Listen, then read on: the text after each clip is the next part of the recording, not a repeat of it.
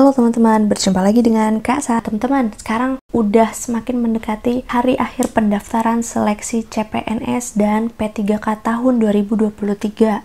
Teman-teman tahu kan kalau pendaftaran seleksi itu akan ditutup tanggal 9 Oktober 2023 dan seleksi administrasinya nanti akan berlangsung hingga tanggal 12 Oktober 2023. Nah, teman-teman udah menentukan pilihan belum?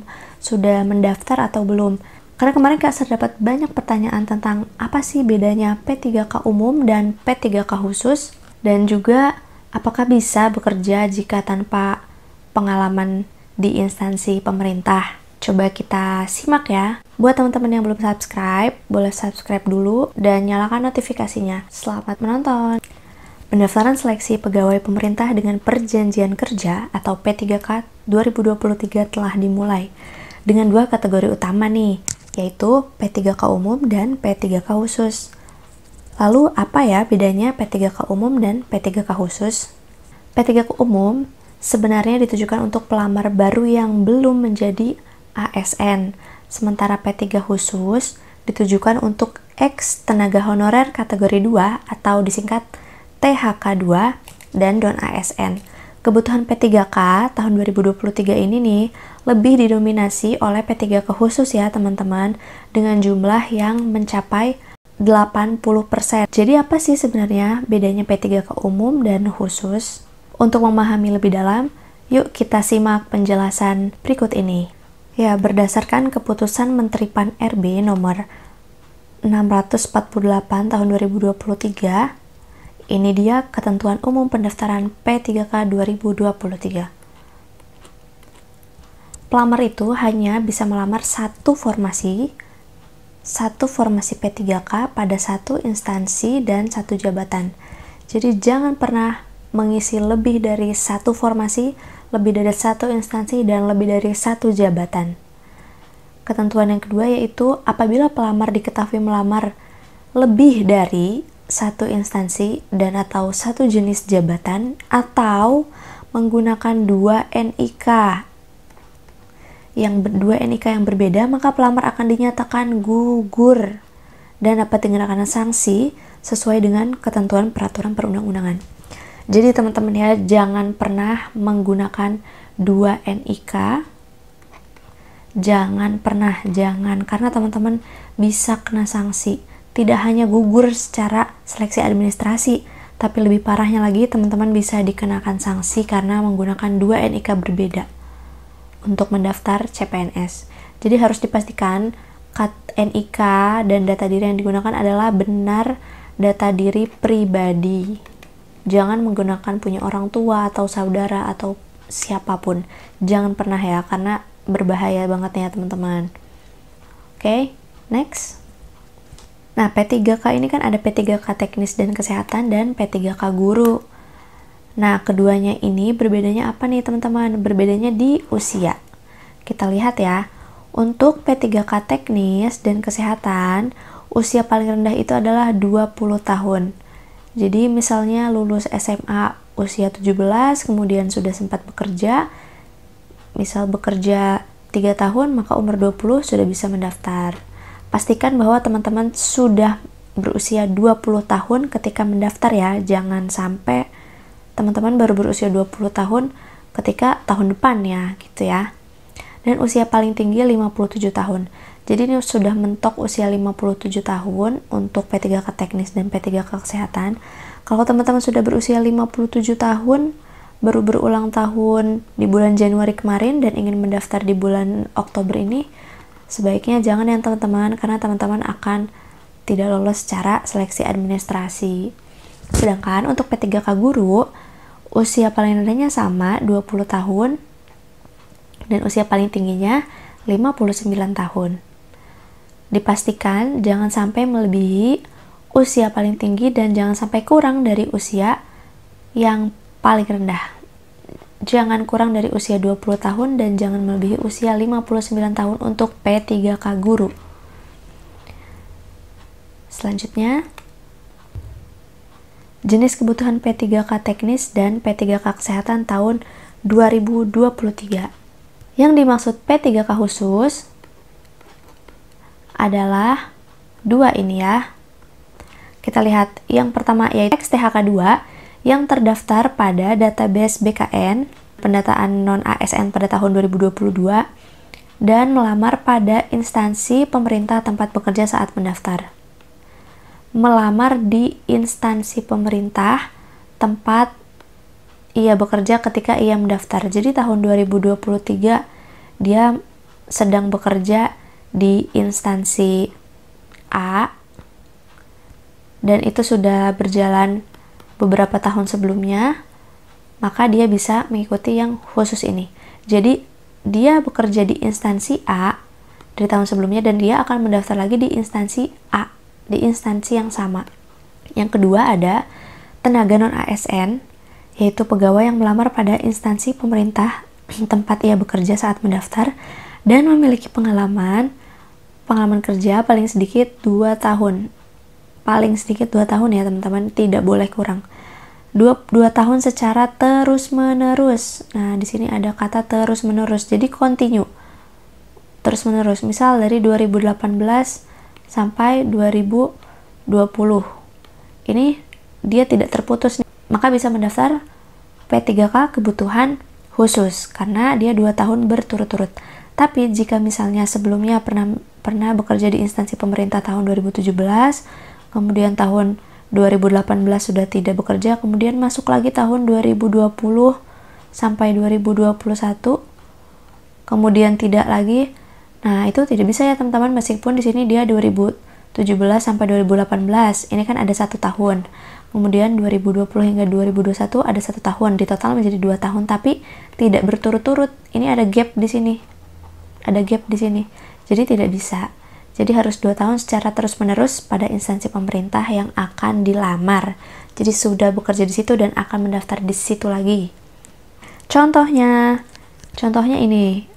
Fahira adalah XTHK 2 dengan nomor pendaftaran sekian yang sudah mengikuti pendataan non-ASN pada tahun 2022. Oke, dia sudah mengikuti pendataan non-ASN, maka ada di database. Saat ini ia bekerja di Dinas Sosial Provinsi Banten dan ingin mendaftar P3K di Dinas Pendidikan dan Kebudayaan Provinsi Banten. Maka kita bisa kategorikan, kita bisa melihat bahwa Fahira adalah tenaga non-ASN. Ya, tadi di sini sudah ada pendataan non-ASN. Fahira adalah tenaga non-ASN di Provinsi Banten dan ingin mendaftar di instansi tempat ia sedang bekerja. Dia bekerja saat ini bekerja di Dinas Sosial Provinsi Banten dan akan mendaftar P3K di Dinas Pendidikan dan Kebudayaan Provinsi Banten juga. Maka Fahira ini termasuk pelamar P3K teknis dengan jenis kebutuhan khusus. Kenapa begitu? Karena Fahira sudah mengikuti pendataan pada tahun 2020, pendataan non-ASN tahun 2022, dan sekarang dia bekerja di Dinsos Provinsi Banten dan akan mendaftar P3K di Dinas Pendidikan Provinsi Banten. Instansinya ini sama ya teman-teman, instansinya itu adalah pemerintah Provinsi Banten. Pemerintah Provinsi Banten. Dan ini yang kalau misalnya ini berbeda nih Kak, Dinas Sosial dan ini Dinas Pendidikan. Oke, Dinas Sosial dan Dinas Pendidikan ini bukan instansi, ini adalah unit kerja. Instansi Provinsi Banten ini memiliki banyak unit kerja. Ada Dinas A, Dinas B, Dinas C, Dinas D, dan seterusnya. Nah, jika sebelumnya kamu bekerja di Dinas A di Provinsi Banten, kamu bisa daftar ke Dinas D di Provinsi Banten juga, maka kamu akan termasuk P3K teknis dengan kebutuhan khusus tahun 2023. Begitu ya. Next. Contoh selanjutnya. Ariel adalah PTTPK dengan jabatan saat ini Analis Perencanaan SDM di BKD Provinsi DIY. Ariel sudah berpengalaman kerja selama 2 tahun di Provinsi DIY dan akan mendaftar P3K teknis di Dinas Tenaga Kerja dan Transmigrasi Provinsi DIY untuk jabatan ahli pertama analis SDM. Nah, kita lihat di sini Ariel adalah contoh pelamar P3K teknis dengan jenis kebutuhan khusus. Dia masuk jenis kebutuhan khusus karena apa? Karena dia sudah berpengalaman di instansi yang sama selama 2 tahun secara terus-menerus. Dia saat ini adalah analis perencanaan SDM di BKD Provinsi DIY, sudah berpengalaman bekerja selama 2 tahun di Provinsi DIY. Kemudian ia akan mendaftar nih di Dinas Tenaga Kerja dan Transmigrasi untuk jabatan ahli pertama analis SDM. Nah, ini bisa ya teman-teman karena dia sudah bekerja selama 2 tahun secara terus-menerus dan juga dia mendaftar di instansi yang saat ini dia sedang bekerja di situ. Nah, gimana tuh maksudnya? Dia mendaftar di instansi Provinsi DIY dan dia sudah bekerja di instansi Provinsi DIY. Meskipun unit kerja sebelumnya di BKD dan unit ya teman-teman, unit kerja itu adalah dinas. Nah, sedangkan instansi itu misalnya pemerintah daerah, kemudian pemerintah pusat, badan, dan sebagainya, badan lembaga atau sebagainya. Next, kita lihat untuk yang khusus, untuk yang umum. Nah, ini dia untuk yang umum, P3K teknis dan kesehatan tahun 2023 untuk kebutuhan umum. Ini masih sesuai dengan Keputusan Menteri Pan-RB nomor 648 tahun 2023. Siapa yang dimaksud P3K dengan formasi umum? Yaitu pelamar yang memiliki pengalaman kerja dan tidak melamar pada formasi khusus. Jadi pelamar yang tidak sama pada sebelumnya. Misalnya ya, artinya pelamar yang memiliki pengalaman kerja paling sedikit 2 tahun dan akan mendaftar di instansi selain tempat ia sedang bekerja sekarang. Maksudnya gimana? Coba kita next ke contoh. Contoh yang pertama, ada Niken. Niken adalah pegawai non-ASN di RSUD KMT Wongsonegoro, Semarang. Di sini instansinya ada Kota Semarang. Dengan jabatan saat ini ahli pertama perawat dengan pengalaman kerja 2 tahun. Oke, dia sudah punya pengalaman kerja 2 tahun. Ia melamar P3K kesehatan di RSUD Tugurejo, Provinsi Jawa Tengah pada jabatan ahli pertama perawat. Nah, di sini teman-teman kalau kita lihat lokasi kerjanya itu sebenarnya sama. Lokasinya di Semarang. Tapi sebelumnya dia di pemerintah Kota Semarang, di RSUD ini ya teman-teman, KMT Wongsonegoro ini di Kota Semarang. Kemudian dia mau pindah ke RSUD Tugurejo, Provinsi Jawa Tengah. Nah, kemudian dia pindah nih ke Pemprov Jawa Tengah. Nah, kebetulan RSUD Tugurejo ini berada di Semarang juga, di Semarang bagian barat. Semarang Barat. Dia bisa termasuk kategori pelamar P3K teknis dengan kebutuhan formasi umum. Ini kan merupakan pelamar P3K kesehatan, P3K tenaga kesehatan pada jenis kebutuhan umum. Karena ia melamar di instansi selain tempat ia sedang bekerja. Dia bekerjanya di instansi Kota Semarang, kemudian dia mendaftar di Jawa Tengah. Itu kan instansi yang berbeda ya teman-teman. Di sini pemerintah kota, di sini pemerintah provinsi. Meskipun sama-sama RSUD dan sama-sama di Semarang, tapi mereka memiliki lingkup yang berbeda. Tuh, jadi instansi yang berbeda. Ini Kota Semarang, ini Provinsi Jawa Tengah. Nah, tapi dia sudah memiliki pengalaman 2 tahun. Dan memang dia adalah tenaga kesehatan. Dia memang perawat. Sebelumnya dia perawat dan dia akan mendaftar di perawat lagi. Jadi dia termasuk pelamar P3K tenaga kesehatan pada jenis kebutuhan umum. Ya, tenaga kesehatan. Kita lihat contoh selanjutnya. Contoh 2, ada Ahmad. Ahmad ini adalah salah satu staf HRD di PT Unilever Indonesia dengan pengalaman kerja 2 tahun. Ia akan melamar P3K teknis pada jabatan ahli pertama analis SDM di Dinas Perindustrian dan Perdagangan Provinsi DIY. Ahmad merupakan pelamar P3K teknis dengan jenis kebutuhan umum. Kenapa? Karena telah memiliki pengalaman kerja 2 tahun, di sini ya 2 tahun kita lihat, yang relevan dengan formasi yang dilamar. Nah, jadi meskipun dia bukan di instansi pemerintah, ya dia kan di PT Unilever Indonesia ya. Dia ini di swasta, dia akan melamar di Dinas Perindustrian dan Perdagangan Provinsi DIY yang sebelumnya dia tidak bekerja di instansi pemerintah, ini bisa teman-teman. Tetapi masuknya P3K teknis dengan kebutuhan umum. Bisa jika pengalaman kerja 2 tahun, jika memiliki pengalaman kerja 2 tahun dan relevan ya teman-teman. Di sini dia staf HRD, kemudian dia juga mendaftar menjadi ahli pertama analis SDM. Maka bisa menjadi pelamar P3K teknis dengan jenis kebutuhan umum. Memiliki pengalaman 2 tahun yang relevan ya meskipun bukan dari instansi pemerintah sebelumnya. Nah, kemudian apa sih yang membedakan secara garis besar P3K khusus dengan P3K umum? Nah, kita sudah lihat tadi tenaga P3K khusus ini untuk tenaga honorer ya teman-teman, tenaga honorer, untuk tenaga honorer dan non-ASN. Nah, yang sudah terdata di database 2022 dan sudah punya pengalaman 2 tahun. Minimal 2 tahun berturut-turut. Nah, sedangkan yang umum ini punya pengalaman 2 tahun meskipun dia dari swasta atau bukan dari instansi pemerintah. Gitu ya. Dan ini kalau kita lihat persentasenya teman-teman, khusus itu lebih banyak, 80%. Karena ini adalah salah satu apresiasi pemerintah untuk para tenaga honorer yang sudah bekerja lama di instansi pemerintah tapi belum juga lolos menjadi CPNS gitu. Jadi bisa mendaftar P3K khusus ya teman-teman, P3K khusus. Jadi bisa mendaftar P3K khusus nih untuk yang sudah berpengalaman lama ya, untuk para non ASN yang sudah bekerja lebih dari 2 tahun.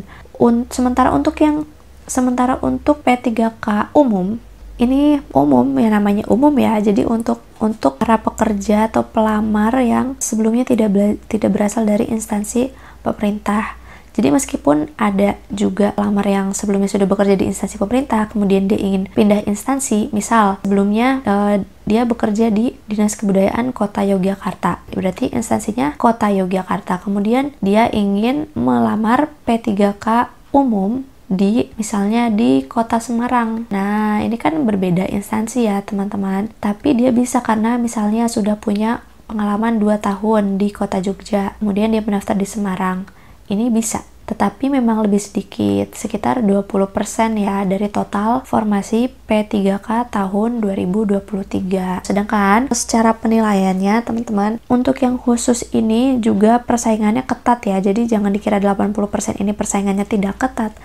Justru sangat ketat karena sistem seleksinya, kita lihat sistem seleksi di ranking berdasarkan nilai tertinggi tanpa NAB. Nah, ini teman-teman yang di bold warna merah ini yang harus diperhatikan. Untuk P3K formasi khusus itu di ranking berdasarkan nilai tertinggi tanpa nilai ambang batas atau tanpa passing grade.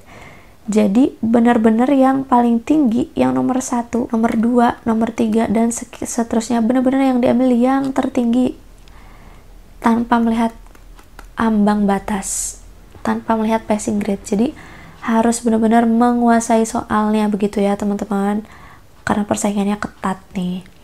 Dan untuk yang umum juga teman-teman jangan mengira yang umum ini malah persaingannya tidak ketat ya. Di sini persaingannya juga cukup ketat karena di sini lebih luas cakupannya.